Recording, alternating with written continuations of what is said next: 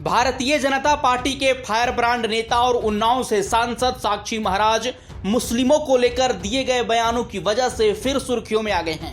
साक्षी महाराज ने कहा कि मैं मुस्लिम विरोधी नहीं बल्कि हिंदुस्तान में रहकर भारत माता की जय न बोलने वालों और वंदे मातरम न गाने वाले लोगों का विरोधी हूं।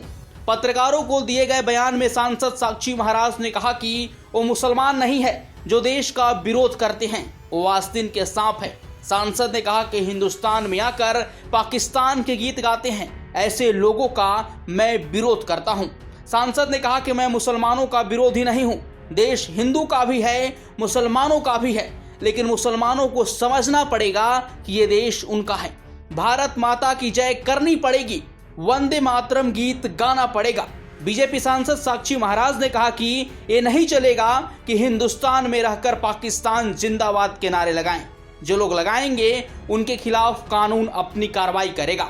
उन्होंने कहा कि मुसलमान भी सौभाग्यशाली हैं जिनको हिंदुस्तान जैसी स्वर्ग भूमि मिली है। इसकी मिट्टी माथे पर लगानी चाहिए, इतनी बढ़िया धरती कहीं नहीं है। साक्षी महाराज ने कहा कि अब्दुल कलाम साहब भी मुसलमान थे, अशफाक उल्लाह खां भी मुसलमान थे।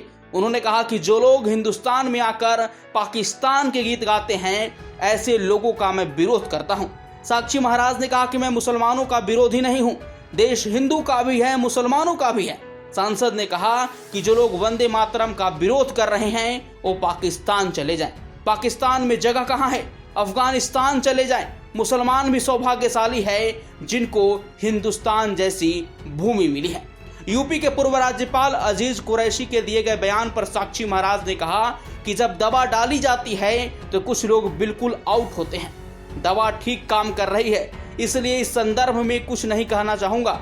वहीं सपा सरकार में मंत्री रहे मनोज पांडे की पीएम मोदी को लेकर की गई टिप्पणी पर बोलते हुए साक्षी महाराज ने कहा कि भारत की यशस्वी प्रधानमंत्री और विश्व के सबसे बड़े नेता नरेंद्र भाई मोदी सबका साथ सबका विश्वास जीत लिया है और विकास का कार्य किया है।